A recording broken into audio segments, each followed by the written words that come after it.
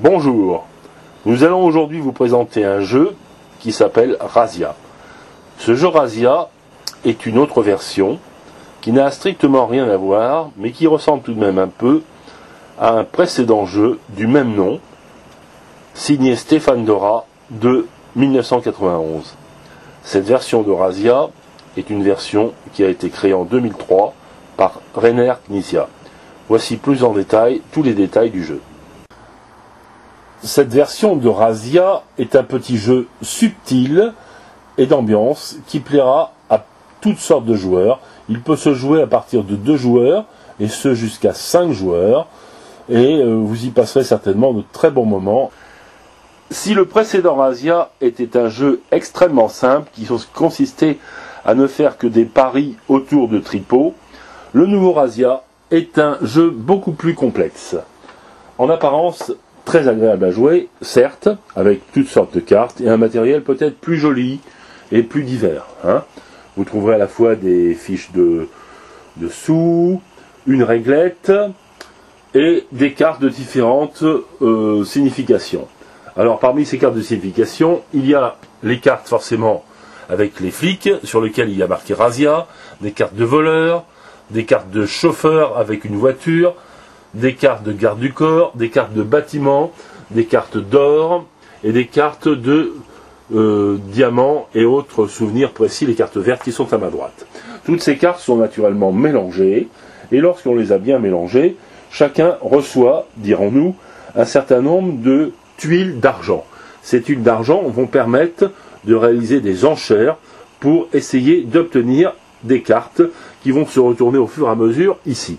Ainsi, à tour de rôle, chaque joueur va retourner une carte, ou bien, c'est une possibilité, alors s'il retourne une carte, il la met sur la réglette du côté gauche, et s'il retourne un flic, eh bien il le met sur la règle du côté droit. Lorsqu'on retourne un flic, aussitôt il y a ce qu'on appelle Razia, et la Razia consiste en fait à déclencher une enchère surprise. Alors l'enchère surprise se fait par rapport aux cartes qui se trouvent sur la gauche.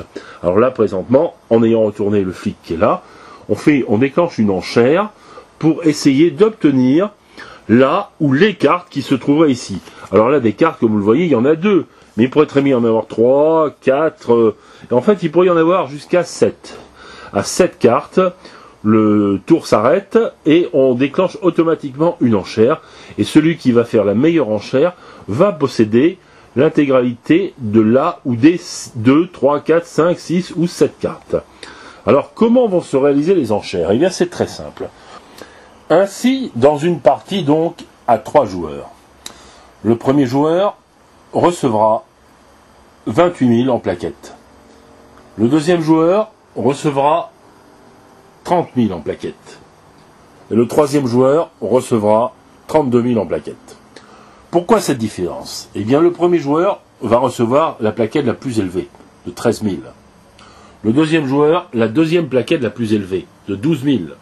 Et enfin, le troisième joueur, qui aura 32 000, recevra la troisième plaquette la plus élevée, de 11 000. Le décompte se fait d'une manière assez judicieuse.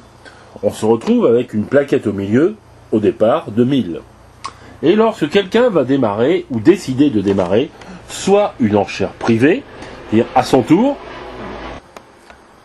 chacun à son tour a donc la possibilité soit de retourner une carte, comme indiqué précédemment, soit éventuellement de déclencher une enchère privée, donc de ne pas retourner de carte, ou de déclencher une enchère normale s'il retourne un flic, avec marqué Razia dessus. Alors, dans le cas d'une enchère, quelle que soit l'enchère, celui qui déclenche l'enchère n'est pas le premier à faire une proposition. Imaginons que le joueur A, qui possède d'ailleurs la plaquette la plus élevée, décide de déclencher une enchère à son tour. Eh bien, le joueur B, qui est juste en face, qui possède les plaques de 12, 9, 6 et 3, sera le premier à proposer, pour l'ensemble des cartes présentes sur le plateau, une somme d'argent. Alors imaginons que ce premier joueur proposerait 9 000. Alors il met les 9 000 en évidence. Le joueur suivant proposera quelque chose d'autre. Il peut très bien dire je passe, mais il peut aussi très bien dire je propose plus. Alors soit il propose plus, et puis dans ce cas-là, c'est son enchère qui devient effective, soit il passe, parce que s'il propose moins, de toute façon, il sera éliminé de l'enchère. Enfin, le dernier joueur aura la possibilité soit de proposer encore plus pour gagner l'enchère, en l'occurrence, si celui-ci a mis 9000, eh bien, le dernier ne pourra proposer que 13 000, puisqu'il n'a pas de planche juste au-dessus de 9000. Il s'y propose 13 000, et bien voilà ce qui va se passer. Il va déposer les 13 000 à la place de la plaquette de 1000, prendre la plaquette de 1000 qui était au milieu du jeu, la mettre face cachée, donc elle n'est considérée comme non utilisable jusqu'à la fin de la manche, et la plaquette de 13 000 servira de référence pour l'enchère suivante, et permettra à celui qui gagnera l'enchère suivante de placer à son tour lui-même une nouvelle plaque et de récupérer dans son jeu, face cachée, la plaque de 13 000 qui lui servira pour la manche suivante. Mais les enchères donc se déroulent de cette façon-là. Ensuite, celui qui décide, comme je l'ai expliqué précédemment, de déclencher une enchère. Imaginons que ce joueur-là, le premier joueur, qui a d'ailleurs les sommes d'argent avec la plaquette la plus importante, décide de faire une enchère sur un certain nombre de cartes. Le premier joueur qui est juste après lui doit automatiquement, s'il le veut, enchérir. Mais il n'y est pas obligé. Le deuxième joueur peut également le faire, mais il n'y est pas non plus obligé. Et bien dans cette alternative-là, si les deux joueurs précédents viennent à passer, celui qui a proposé de mettre aux enchères là où les cartes se trouvant sur le plateau, ou même simplement la plaquette, parce que on peut décider de faire une enchère juste pour récupérer la plaquette de l'argent, eh bien ce joueur-là aura l'obligation de déposer une somme d'argent pour donner suite à l'enchère qu'il avait lancée. C'est une obligation et une règle absolue. Lorsque vous lancez une enchère, vous êtes tenu, si personne ne dépose d'argent pour essayer d'obtenir là où les cartes sur le plateau, vous êtes obligé de déposer vous-même une somme d'argent pour justifier l'enchère que vous avez lancée. Et à ce moment-là, vous faites donc l'échange des plaques, comme je l'avais indiqué précédemment, c'est-à-dire en mettant la plaque de votre choix et en récupérant la suivante, celle qui se trouve au milieu du plateau, face cachée. Une fois que l'enchère est terminée, le jeu reprend.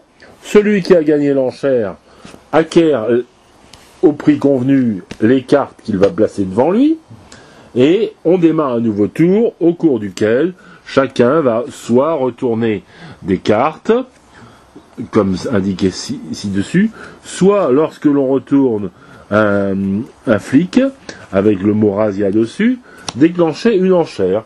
Ou bien alors, si l'on se refuse à retourner une carte du paquet, vous pouvez donc, comme je l'ai expliqué précédemment, décider de lancer une enchère privée. Alors une enchère privée se fait à tout moment, à votre tour. Comme il est également possible, à son tour, d'utiliser un voleur, si vous en avez un, pour récupérer une carte de votre choix et la placer dans votre réserve personnelle, et ensuite de défausser ce dit voleur. Donc voici les différentes possibilités d'action à chacun de son tour. Le jeu par rapport au Razzia de Stéphane Dora est tout à fait différent. Il y ressemble un petit peu dans le sens où les flics sont des cartes avec marqué le mot Razzia, et dès qu'ils sont joués, ça déclenche en l'occurrence une enchère, ou ça met fin éventuellement à la manche, d'où la petite similitude avec l'autre jeu de Stéphane Dora. Mais au final, le jeu est tout à fait différent, car comme je l'avais expliqué précédemment, vous vous retrouvez en face de plusieurs richesses possibles, qui sont aussi bien des gardes du corps, des chauffeurs, des voitures, et des bâtiments. Les bâtiments sont ces cartes de couleur marron, représentées là. Il y en a de 7 sortes différentes. Ensuite, le jeu devient une sorte de jeu d'accumulation, et le décompte des points se fera par la suite, à la fin de la manche, en fonction de cette accumulation de richesses. Ainsi, disais-je, lorsque la manche est terminée, eh bien, on va faire un calcul des richesses accumulées. Ces richesses accumulées sont diverses. Il y a des richesses qui resteront jusqu'à la fin de la partie. Ainsi, les bâtiments, ou ce qui représente les bâtiments, qui est de couleur marron, sur le plateau, sont des cartes qui se conserveront jusqu'à la fin de la partie. Les voitures resteront également jusqu'à la fin de la partie, ainsi que les gardes du corps. Mais les cartes qui possèdent en bas à droite une croix, comme les diamants, comme l'or, comme les voleurs, comme les chauffeurs, sont des cartes qui repartiront dans la défausse. Alors, le calcul se fait de manière assez facile, c'est bien expliqué dans la règle, et je ne m'étalerai pas dans le détail. Mais le calcul des points, donc, est totalement différent de l'autre razzia de Stéphane Dora. Là, il ne s'agit pas de calculer les sous accumulés, mais il s'agit de posséder le plus possible de chacune des richesses. Pourquoi? Parce qu'il faut savoir que lorsqu'on fait le décompte, il est fait de telle manière que si vous possédez la richesse dans la quantité la plus importante, vous marquerez un certain nombre de points en plus. En revanche, si vous ne possédez pas cette richesse, vous marquerez des points en moins. Il n'est donc pas rare, dans une partie qui s'établit en 3 manches, qu'une personne se retrouve à la fin de la partie avec un score négatif. Et ceci pour amuser la galerie, car de toute façon, ce jeu est un jeu d'ambiance qui va susciter moult rigolades et des épisodes plus ou moins cocasses lorsque l'on déclenche des enchères avec, par exemple, aucune carte, mais simplement parce que quelqu'un aura mis un flic ici et que cela aura déclenché une enchère et que l'on se battra pour une enchère pour obtenir justement juste la tuile de la valeur, par exemple, la plus importante. Donc c'est un jeu d'ambiance qui est signé Rainer Knizia, un auteur allemand très connu, et ce jeu, disons, concurrence d'une certaine façon le premier Asia de 1991 de Stéphane Dora, mais dans un paramètre un peu différent. Il porte le même nom, il y a un peu le même principe de jeu, avec d'un côté les flics que l'on va mettre sur la réglette, et puis les cartes que l'on va disposer au fur et à mesure sur la partie de gauche, et ces possibilités diverses de lancer des enchères, tant pour recevoir des richesses que pour se rétablir avec des sommes d'argent qui permettront, dans la manche suivante, d'avoir le plus d'argent possible. À la fin de la partie, les sous seront également calculés. Je crois même que c'est à la fin de chaque manche d'ailleurs. Les sous sont également calculés. Et celui qui possède la plus grande quantité d'argent dans sa réserve recevra 5 points, tandis que celui qui aura le moins d'argent dans sa réserve, lui, perdra 5 points.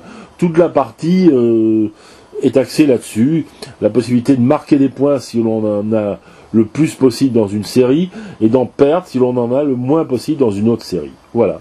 Je crois vous avoir expliqué à peu près, de façon à peu près détaillée, le principe du jeu, sans toutefois avoir la possibilité de faire directement une partie, puisque cet exemple de jeu ne s'est fait qu'à partir d'une supposition de jeu à 3 joueurs, depuis le tapis et les cartes retournées au fur et à mesure par moi-même. Voilà, j'espère que vous aurez compris l'essentiel de cette vidéo et des explications données pour ce jeu, et que vous y jouerez avec beaucoup de plaisir. Merci, à bientôt, au revoir.